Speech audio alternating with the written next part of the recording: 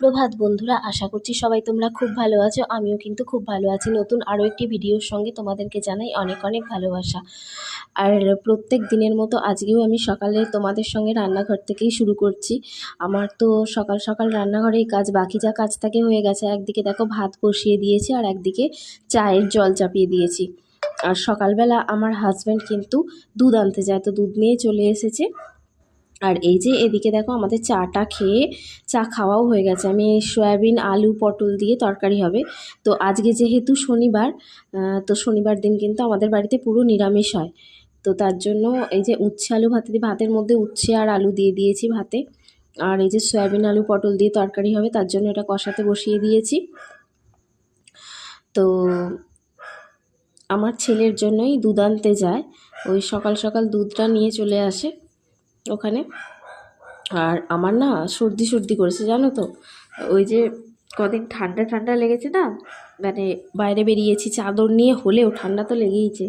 তো এই দেখো আমার কিন্তু ভাত উপর দেওয়া হয়ে গেছে।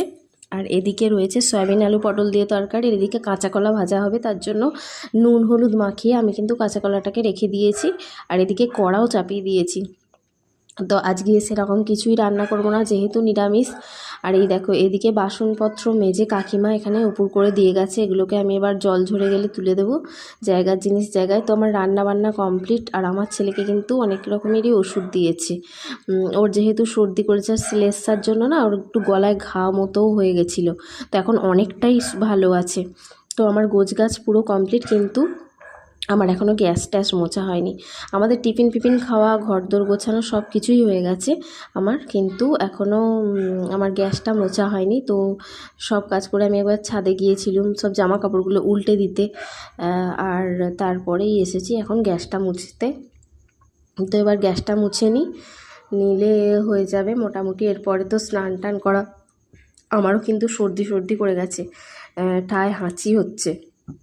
তো কদিন বাইরে বেরিয়েছি, মানে কদিন বলতে একদিন বিয়ে বাড়ি গেছি, একদিন ওই রাস পুজো নিমন্ত্রণ বাড়ি গেছি।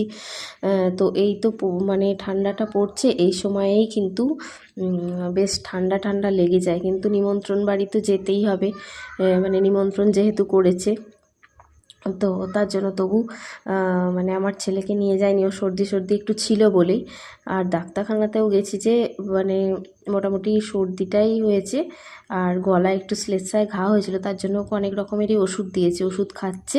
তো এখন অনেকটাই ও ভালোও আছে, মানে ঠিকঠাক আছে। তো এবার কিন্তু আমার আস্তে আস্তে সর্দি সর্দি করছে। এবার সর্দি করলে না বাচ্চা নিয়ে খুব অসুবিধে, যে কোনোই শরীর খারাপ হলে। আর এই দেখো আমার গ্যাস মোছা কমপ্লিট। তো একদিকে আমি জল গরমের মানে স্নানের জন্য জল গরম বসাবো। আর আজকে কিন্তু আমিও একটু জলটা তাতিয়ে নিয়েই স্নান করব। আমার ছেলেকে এখন যদিও করাবো, ওর জন্যই জল চাপাবো, ওর হয়ে গেলে তারপর আমি কিন্তু স্নান করব। আমি ভাবছি যে আমার জন্য একটু জল তাতিয়ে নিয়েই স্নান করব, যেহেতু সর্দি সর্দি করেছে, তো তার জন্য। আর মাঝে মধ্যে না দুপুর থেকে কেমন মেঘলা মেঘলা করছে না। আর এই দেখো আমাদের খাওয়া দাওয়া কিন্তু কমপ্লিট করে আমার ছেলে ঘুমিয়েও গেছে, দেখো ওকে ঘুম পাড়িয়ে দিয়েছি। আর আমিও এবার শুয়ে পড়বো, একটু শুয়েই পড়ি। আমরা যেহেতু সকাল সকাল উঠি, তার জন্য দুপুরবেলা খেয়ে দিয়ে একটু শুয়েই পড়ি। ও ঘুমিয়ে পড়েছে। আর সব জানলা ফাল্লা বন্ধ করে দিয়েছি, জানলা দরজা। আর এই দেখো এই জিরো লাইটটা জেলে রাখি এখন, কারণ এখন একটু বেলা হলেই পুরো সন্ধে। তো এই দেখো তোমাদের সঙ্গে দেখা করছি সন্ধেবেলা। তারপরে ঘুম থেকে উঠে, তোমরা তো জানোই সন্ধ্যাবেলা মানে বিকালবেলা, এখন তো বিকাল মানেই সন্ধ্যা 5টা বাজলে, তো এখন ওই 5টাই বাজে। কিন্তু আমার বিকালের যা কাজকর্ম, দেখো এদিকে বেগুন কেটে রেখে দিয়েছি ভাজার জন্য। তো এগুলো রাত্রে রান্না হবে। তোমরা তো জানোই আমি বিকালে উঠে রাত্রে রান্নার জন্য জোগাড়জাত করে রাখি। আমার ছেলে কিন্তু এখনও ঘুমাচ্ছে, আর আমি উঠে আমার কাজগুলোকে এগিয়ে রাখছি। আর এই দেখো এদিকে আলু কেটে রেখে দিয়েছি, আলু ভাজা হবে, আর এদিকে বেগুন ভাজা হবে, আর রুটি হবে। তো চলো আমি ভাবছি তাহলে এগুলো কোটা যখন হয়ে গেছে, এখন তাহলে বরঞ্চ আটাটা মেখে রাখি। আটাটা মেখে নিলে আমার কাজ গুছোনো থাকবে। আর এই দেখো আমি কি তাড়াচ্ছি বলো তো, এখানে কিন্তু একটা আরশোলা ঢুকেছে। আর আমার প্রচণ্ড ভয় লাগে, প্রচণ্ড। আমি যেখানে আরশোলা থাকে পুরো তার থেকে অনেক দূরে থাকি। কোথা থেকে এসেছে একটা আরশোলা, দেখো এই বেসিনের তলা থেকে ঘুরছে। আমি যে এবার কী করে আটা মাখবো জানি না, আমার প্রচণ্ড ভয় করে আরশোলাকে। অন্যান্য কীট পতঙ্গ মানে যে কোনো কীট পতঙ্গকেই আমার একটু ভয় লাগে। তো দেখো, যাই হোক ওকে ওই দিকটায় তাড়িয়ে দিয়েছি যা হোক করে, জানি না আবার আসবে কি না, আমার খুব ভয় করে আরশোলাকে। তো যা হোক করে তাড়াতাড়ি করে আমি আটাটা মেখে নিই, আটাটা মেখে সব চাপাচুপি দিয়ে রেখে দেবো। তারপরে তো সন্ধ্যাবেলা মানে চাটা খেয়ে আমাদের রান্নাবান্না হয়। তো দেখো আরশোলাটা কিন্তু ওই বেসিনের দিকেই রয়েছে, আমি ঠায় দেখছি যে আসছে কি না পায়ের দিকে। আমার প্রচণ্ড ভয় লাগে আরশোলা। আর এই দেখো, তো আমার মাঝে মধ্যেই না খুব হাঁচি হচ্ছে, জানি না বাড়বে কি না, বাড়লে বাচ্চা নিয়ে প্রচণ্ড কষ্ট হয় গো। মানে ও তো ছোট, ও আর কি বুঝবে তাই না, কিন্তু ওকে নিয়ে আমাকে সব কিছুই তো করতে হয়, তো কষ্ট হয়ে যায় একটু। তো চলো আটাটা মেখে ফেলি।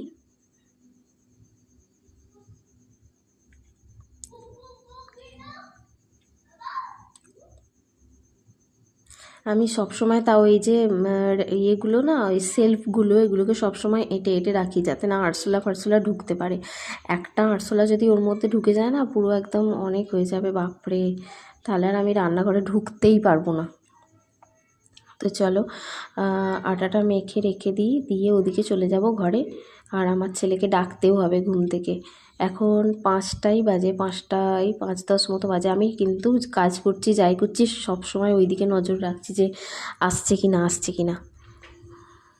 একটা বেগুনের বোঁটা ছিল, সেটা ছুঁড়েছি, তার জন্য ও ইয়েতে ঢুকে গেছে, ওই সিঙ্কটার তলার দিকে ঢুকে গেছে, কিন্তু জানি না আসবে কি না। দেখো আমি ঠায় দেখছি আর কাজ করছি।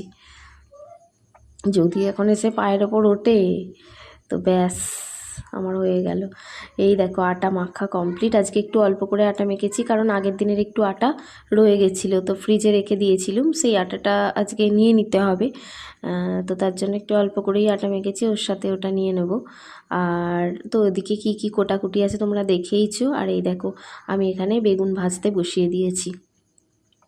বেগুনটা ভাজা হয়ে গেলে তারপরে আমি আলুটা ভাজতে বসাবো, আর রুটি হবে একদিকে। তো এই তো আজকের খাবার দাবার রাত্রের বেগুন ভাজা আমার কিন্তু কমপ্লিট।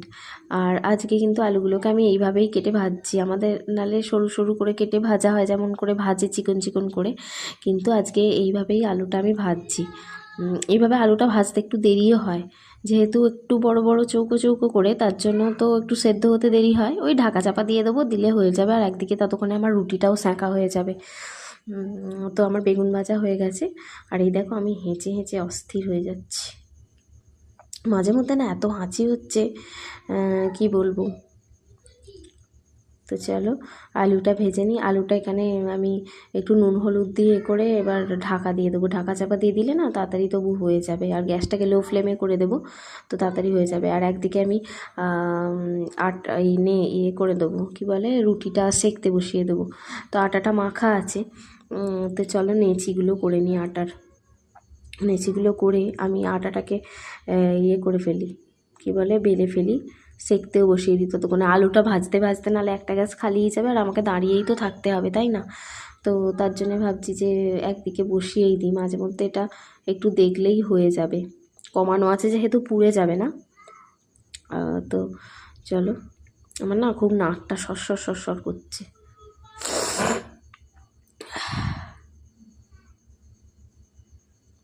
এই দেখো আগের দিনের এই আটা মাখাটা না রয়ে গেছিলো, বেশি হয়ে গেছিলো আর কি, তো আমি আবার শুকে দেখে নিচ্ছি। ফ্রিজে ছিল, তাও আমি খুব একটা তো মেখে চুকে কিছু মানে রেখে দিই না, তো তার জন্যই আমি শুকে দেখছি যে কোনো বাজে গন্ধ বেরোচ্ছে কি না।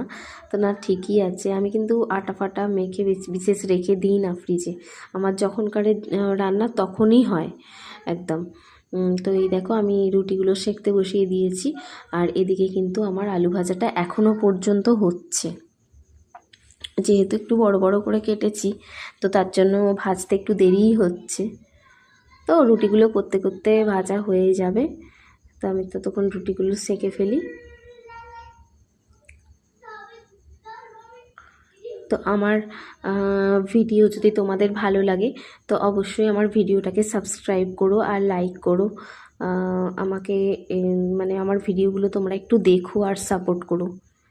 আর আমি তো এই নতুন নতুন ভিডিও দিচ্ছি, তো কোনো যদি ভুল ত্রুটি হয়, ভুলভাল কথা হয়, তোমরা একটু ওগুলোকে মানে করে নিও, মানিয়ে নিও। হ্যাঁ, আমি তো এই নতুন নতুন ভিডিও দিচ্ছি, তাই একটু আদ্র ভুল হতেই পারে, তো সেগুলোর জন্য খারাপ ভেবো না।